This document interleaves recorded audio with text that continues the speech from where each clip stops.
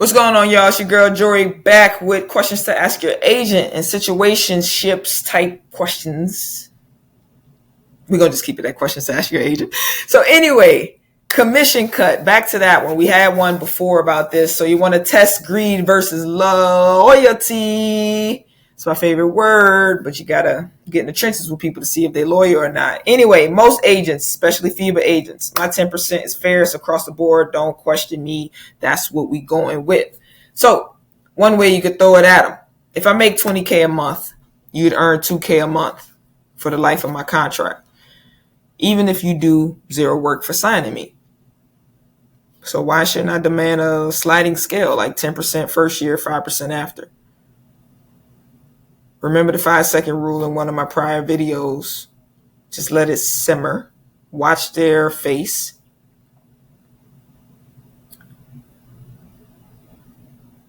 Most likely they're going to be like, oh my God, here we go, bruh.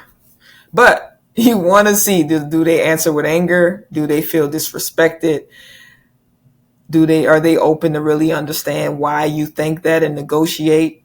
Or they want to guilt trip you? That gives insight into who you're dealing with. A professional agent and someone who's about business will break down, look, the standard's 10%. This is what I offer. I got this many clients. For my job and everything I do, man, that's my fee for doing this and doing what I got to do to travel around these events, build relationships. That's it.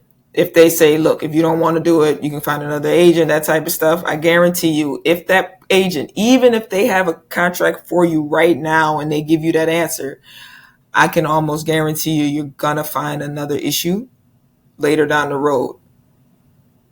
So pay attention. Sometimes these questions are not to say they're going to actually change the 10%, because at this stage, some of them won't. It'll have to be a certain situation where you really maybe say like, hey, if I find a job through a network channel that you didn't have and then I got it, we got to negotiate that. Like if you touch the contract, you only get 5%. If you feel to want to do that, of course, but you got to just have to. But the questions, all in all, here is just to see how they respond. You need to get as quickly as possible. You want to be able to see the true nature of these agents when you're interviewing them.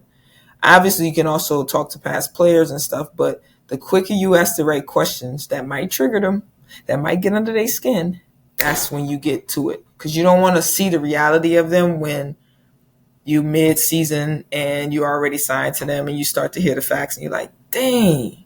And now you're stuck in a 2-year deal. Anyway, that's my 2 cents.